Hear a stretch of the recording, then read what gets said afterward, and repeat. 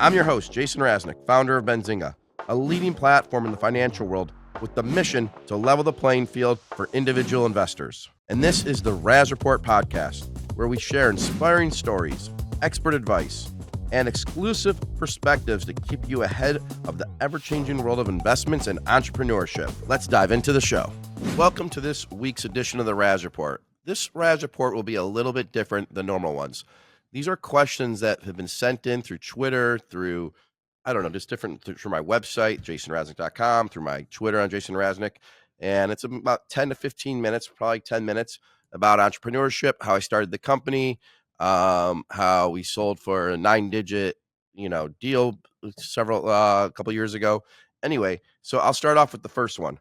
What or who inspired you to venture into entrepreneurship? I probably didn't know how to spell the word 10 years ago. I look at problems. I look at things that are annoyances I can't believe like our parents dealt with. When I was younger, I was in middle school and I couldn't understand that I would miss this program called MacGyver. I would be at basketball practice and I'd be 10 minutes late to MacGyver. And there was such things as VCRs that would record the show, but it was a pain. You had to be there to set it. And I'm like, this is so inefficient. So I started researching digital hard drives. There was no patents on it at the time. I went to the local library in West Bloomfield. I was very close to like following through on this business of like doing digital hard drives to record live television. I would check the patent database all the time. And what I eventually, a couple years later, found this guy, Mike Ramsey, TiVo, I believe that's who it was, who filed this patent. I just started in Michigan. I reached out to him. I could have missed Michigan and went and joined TiVo and like the first 10 employees. But that experience of like finding problems and solving them showed me a lot of things about entrepreneurship, and it'll go more into about ideas and execution. It's that's kind of like got me into entrepreneurship, finding problems and solving them. How did the journey lead me to Benzinga? Back in the day, I created a pretty large following on Yahoo message boards covering small cap defense and security stocks after 9/11. I would research them heavily. CEOs would start reaching out to me in my email address, in my Yahoo email address, saying, here's why they sold these shares or here's why this happened. And I didn't know what I had at the time.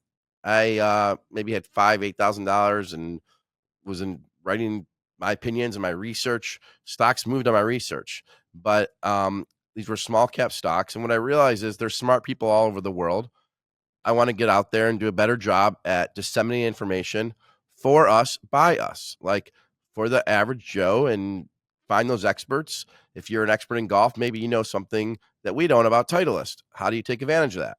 And that is kind of what the genesis of Benzinga was. Of course, when I started in my basement alone, you don't know where these things can go. And it's taken a lot of different turns. And I say I'm company co-founder because I believe Benzinga is truly co-founded every day by the people that enter this office or virtually. They can create the new part of the business, and that's therefore I'm the co-founder. A guy named Bill just walked in. He could create some new product. So why am I the founder? I'm not. Bill's co-founding it every day, and that's exciting to me. What were some of the biggest challenges you faced when starting Benzinga, and how did you overcome them? Biggest challenges faced. Well, I had a 3-month-old baby at the time.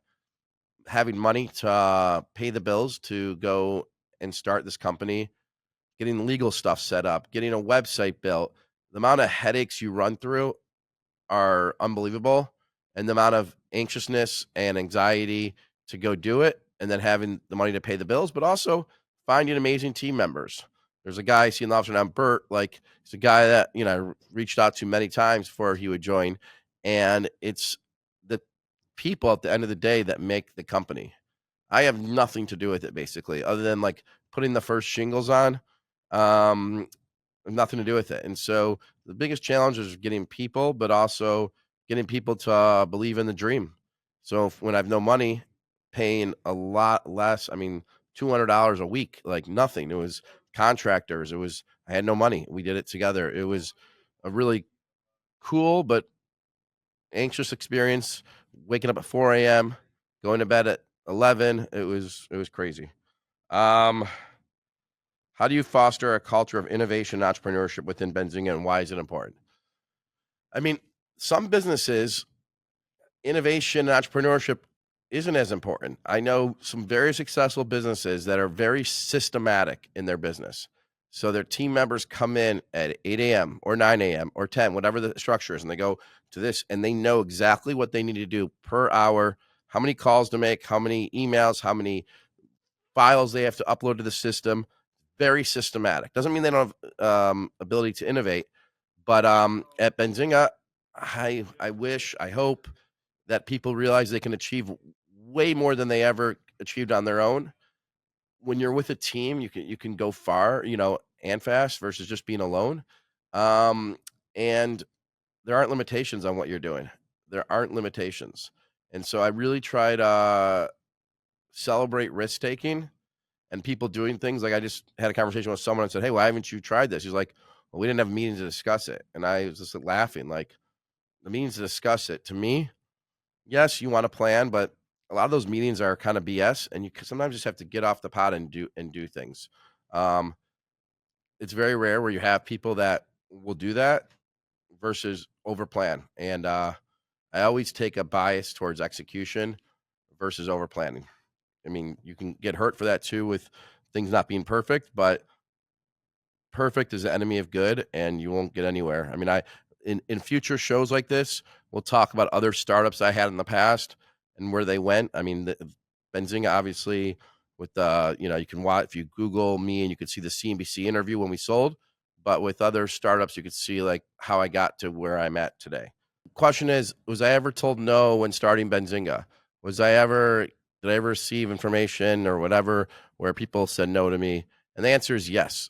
Even people right in the industry who I was seeking for investment, who I was friends with, who would say no to me, and they would have had a nice exit at the point where we sold majority of the company, and they said no to me.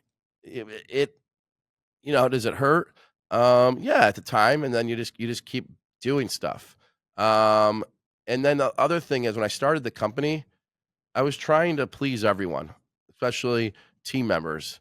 And so if someone had an idea, even though I didn't necessarily agree with it or was really against it, I'm like, all right, let's go for it. Let's do it.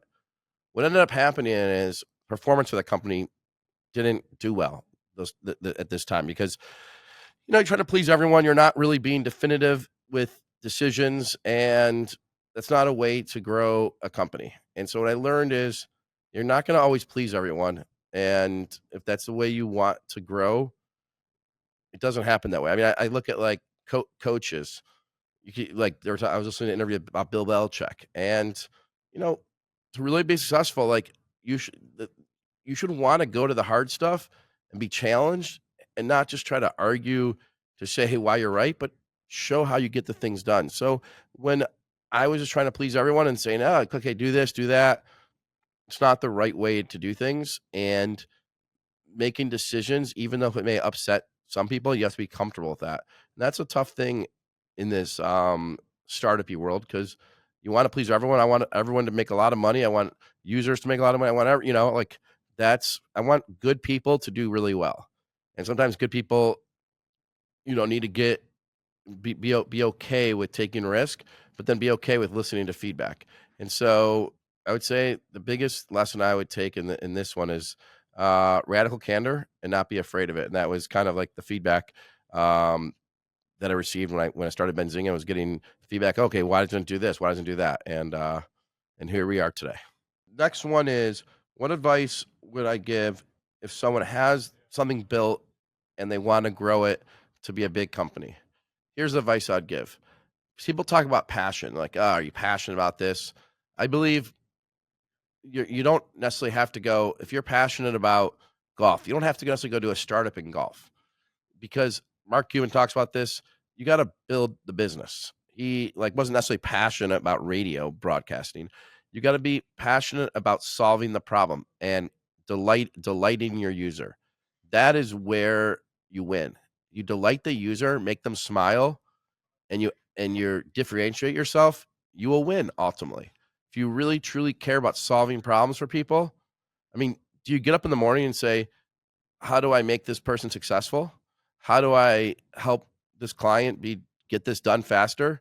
When you're Amazon, what's their goal? Like, deliver lowest cost products with the most variety, right? In the quickest amount of time. That's like their mission. What's Benzinga's mission? What's your mission? When you're doing your business, think about how you help the user.